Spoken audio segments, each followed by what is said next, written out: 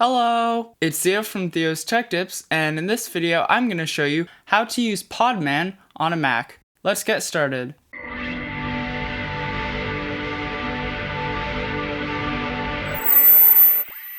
So the first thing we want to do is open up a web browser, and we're going to go to brew.sh, and Homebrew is a package manager for Mac that lets us install various packages. So we're just going to copy the install script, and then we're going to open up a terminal, and we're just going to paste this install script in. So now that we have Homebrew installed, we need to install Podman. And to do this, we're going to type brew install Podman. And now that we've installed Podman, we need to set up the Linux virtual machine. So to do this, we're going to type podman machine init, podman machine start.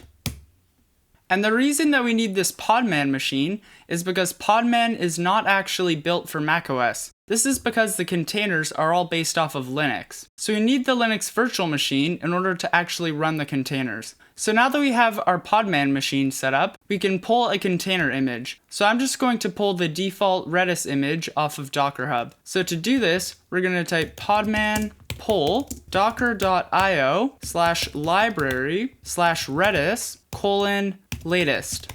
So once we have our image, we need to make a named volume. So to do this, we're going to type podman volume create redis.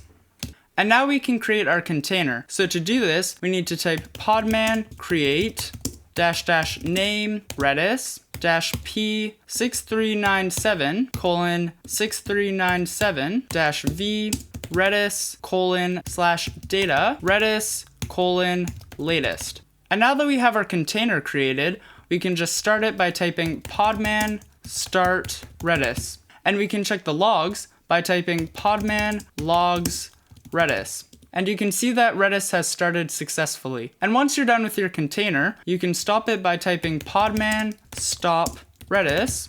And you can stop the machine by typing podman machine stop. And it worked! So that's it for this video. Thank you for watching. Make sure to like and subscribe. I'm Theo from Theo's Tech Tips, and I'll see you next time. Bye!